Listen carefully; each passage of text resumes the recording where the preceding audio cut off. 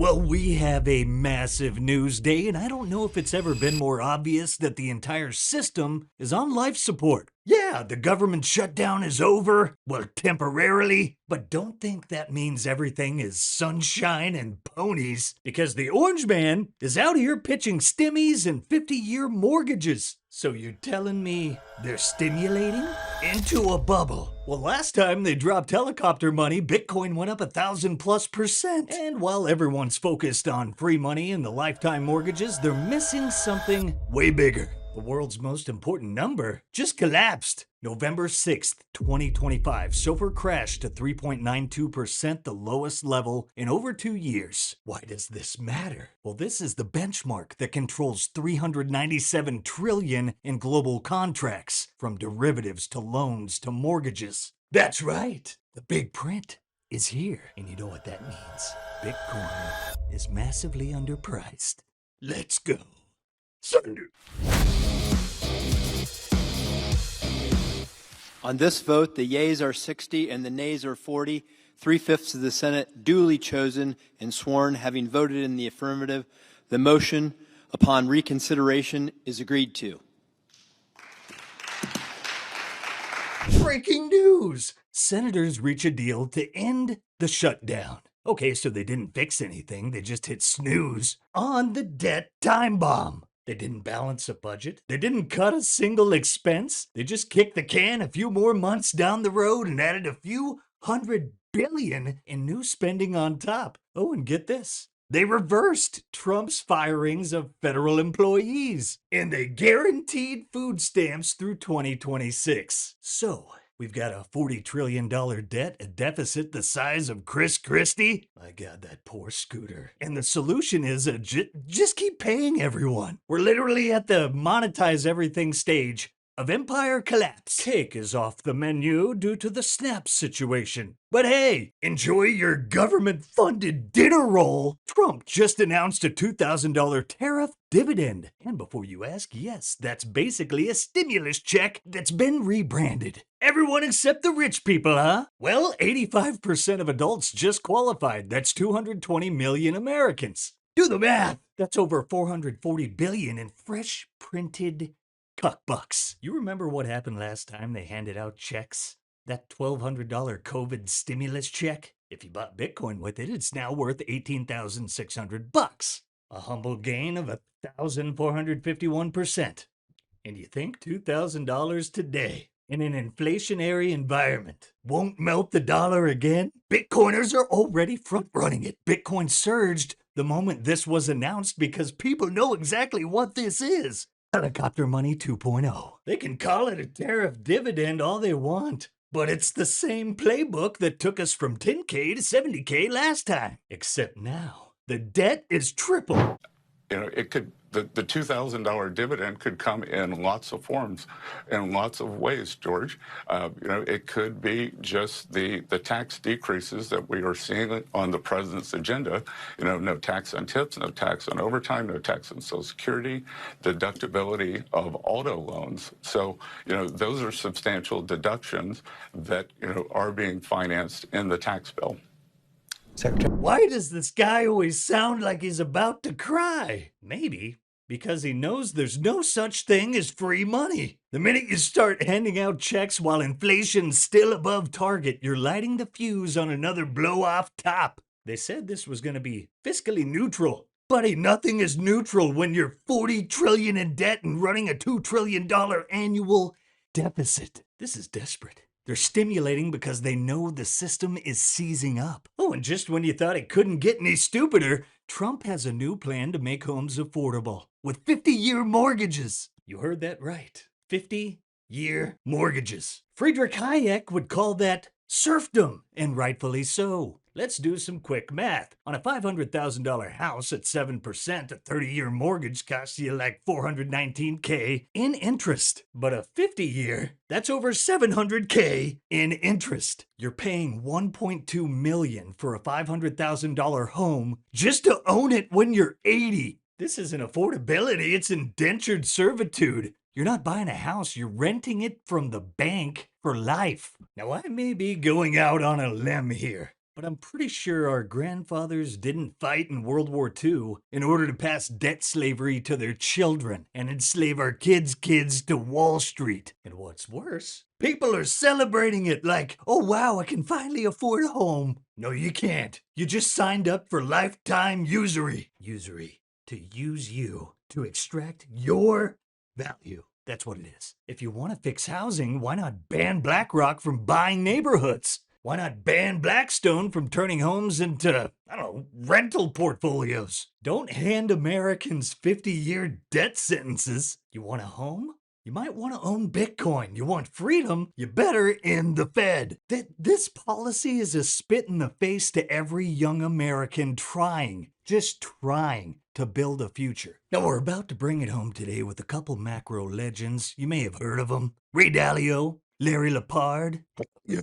But before we do, look at our likes. 3 or 4 times, maybe. I'm gonna pump those numbers up. Those are rookie numbers in this racket. Let's take a quick second for our sponsors who keep this show on the air over at the Bitcoin Way. If your wealth lives in their system, it's not yours, it's theirs. That's why we scream Bitcoin. That's why you self-custody. And that's why you call our friends over at the Bitcoin Way. They'll walk you through multi-sig, self-custody, privacy, how to run a node, and the tools that keep you sovereign when the fiat system pulls the plug. Don't wait till it's too late. Book a free 30-minute consult today using that link in the show notes. Need cash but don't want to sell your Bitcoin? Ledn is the global leader in Bitcoin-backed loans, issuing over $9 billion in loans since 2018, and they were the first to offer proof of reserves. With Ledn, you get custody loans, no credit checks, no monthly payments, and more. Visit learn.ledn.io/simply to learn more and get 25 basis points off your first loan. Let's go! Now, even Ray Dalio, Mr. Bridgewater, is calling this what it is. Stimulus into a bubble. In his latest note, he said this is the final phase of a 75-year debt cycle. Translation, when you start printing into an already overheated market, well,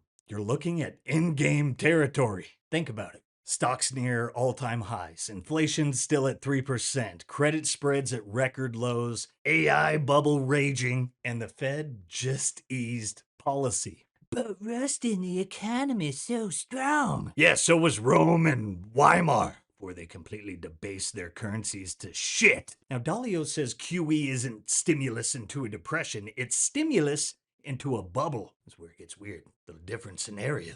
They're monetizing government debt and pretending it's technical adjustments. Sound familiar? Well, maybe because it's like 2007 talk. This is exactly how fiat systems die. Slowly, then all at once. Dalio even pointed out that QE at this stage is a bold and dangerous big bet on AI growth financed by liberal fiscal policy. So there you have it. They're literally printing money to fund the AI bubble. That's how desperate they are to keep the illusion of growth alive. Now here's the big one. SOFR, the rate that underpins $397 trillion in contracts, just fell off a cliff from 4.22% on October 31st to 3.92% by November 6th. A 30 basis point nosedive. That's the fastest drop since 2023, and it is not normal. When SOFR collapses, it means the Fed's quietly flooding the system with liquidity before something breaks. This isn't a rate cut, this is a liquidity panic. Oh no, this isn't QE? Yeah, right. Then why did bank funding costs just fall 30 basis points overnight? Because the repo market's screaming help, and the Fed just turned the fire hose back on. Every time SOFR drops below 4%, we get a bubble. 2008, 2020, 2023. Now, 2025. Cheap money doesn't fix broken systems. It just hides the cracks for a little while longer. The US is exporting inflation again, and the rest of the world is diversifying away from treasuries. Foreign official holdings at the Fed just hit their lowest level since 2012. They're dumping US debt and buying gold, commodities, and increasingly, Bitcoin. Powell is bluffing. He says we're going to get inflation back to 2%. He says we haven't lost control, even though he has. And the market believes him because the forward swaps are at 275 for 5-year inflation. It's bullshit, but people believe him. When things start to break, he will have to change his tune well before the inflation rate is 2%. And everyone's going to go, that's interesting. He really has lost control. He cannot get inflation down. All those guys who've been talking about inflation is inevitable, they are right. And then you're going to see just an enormous movement of capital from other things into our things. There's $450 trillion of fiat shit in the world. Cash, stocks, and bonds. All of Bitcoin, what does it take? 350 billion, 400 billion? So we're 450 trillion, 400 billion of Bitcoin. Let's call it 6 or 7 trillion of sound money. Bitcoin, gold stocks. Okay. 450 trill of unsound money. Bonds, cash, and stocks. When a quorum of the people come to the conclusion that they can never stop printing and that it is inevitable that they will have to continue to print, they are going to say, please protect my assets in stuff that cannot be printed. All it takes, it doesn't take the whole 450 coming into Bitcoin or gold for us to go way up in price. Even if only 10% of it comes in, that's $45 trillion chasing 7. How much does the value of our stuff have to go up?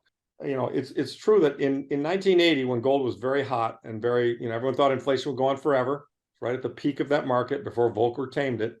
Okay, in 1980, gold represented 20% of all financial assets, at that time. I mean, gold and Bitcoin today represent less than 1% of all financial assets. So there's plenty of upside here in the sound money stuff, if one assumes that they can never stop printing. And I believe that, with every bone in my body, I believe that. I think other people are coming to believe that, but for our stuff to work, we need more people to believe that. And, human beings do tend to, want to protect themselves. And so, as the word spreads and as the inflation continues to get bad or worse, more and more people are becoming aware, right? I mean, more and more people are being orange pilled, more and more people are aware of inflation, more and more people are interested in gold. I mean, everyone kind of gets it. I mean, this thing is broken. I mean, California, let's send out checks to help with inflation. Oh, that's a good idea. Spain just announced they're doing that. I mean, these guys can't stop. We're in the right place, but sadly, it's not going as fast as I would like, because we all have limited time on this planet. It's like, let's rip this Band-Aid off. Let's get this over with. Let's just solve it. That's it. That is the moment we've been waiting for. SOFR's collapse is the signal. QE into a bubble is like the confirmation. And $2,000 stimmies and 50-year mortgages? That's the nail in the coffin. GFY, Benzino. They're gonna print so much money in our lifetime it'll make 2020 look like a test run. The Fed and Treasury are trapped. They can't raise rates without detonating the debt. They can't stop printing without collapsing the markets. And when the world realizes that, the rotation begins.